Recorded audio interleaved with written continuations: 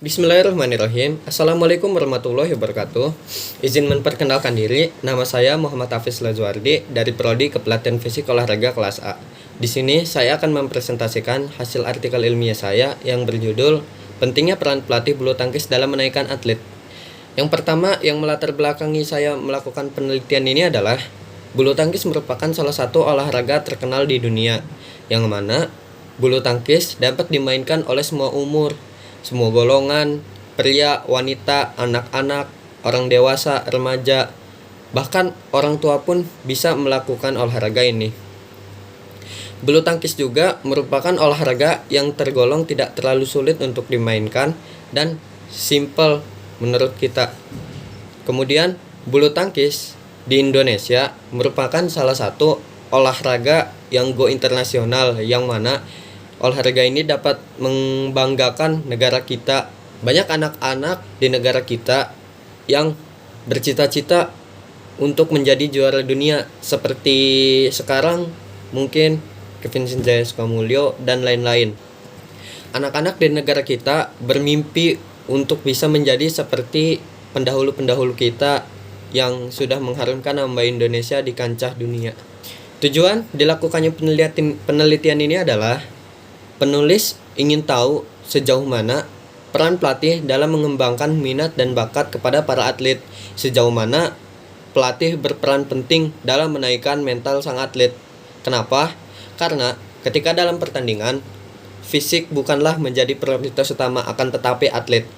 Mungkin fisik di klub-klub lain atau di tim-tim lain cara melakukannya sama, mungkin berbeda, akan tetapi tujuannya sama, yaitu untuk mendapatkan gelar juara.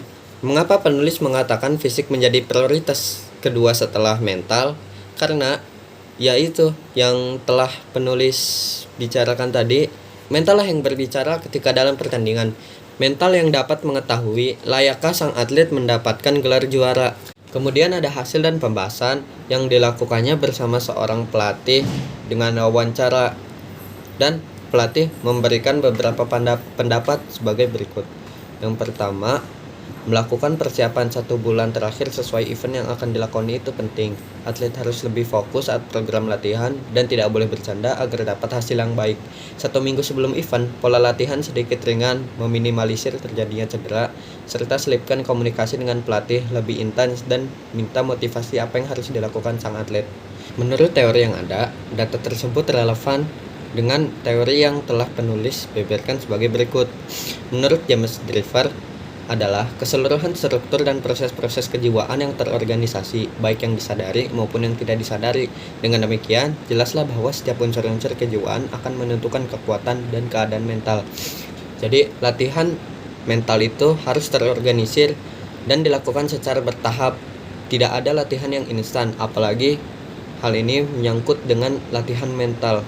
Harus terorganisir dan terstruktur agar mendapatkan hasil yang baik dan maksimal. Kemudian selanjutnya, pelatih memberikan tanggapan yang berisi melakukan komunikasi dengan pelatih, orang terdekat, apa yang harus dilakukan agar dapat memotivasi diri sendiri.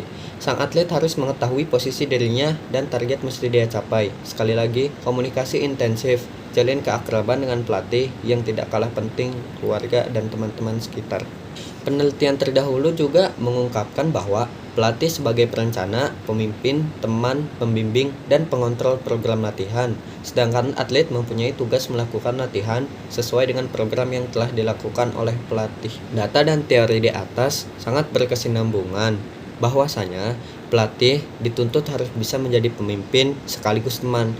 Pelatih tidak hanya melatih teknik, akan tetapi pelatih harus bisa memotivasi atlet, membantu para atlet agar tidak kehilangan motivasi untuk mendapatkan juara dan untuk tidak cepat puas atas hasil yang telah mereka lakukan.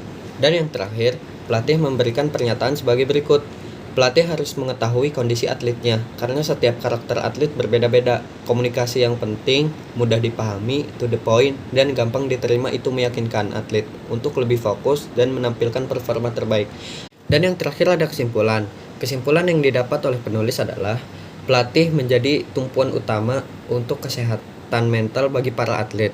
Pelatih harus bisa menjadi orang tua kedua atlet, baik di dalam lapangan maupun di luar lapangan.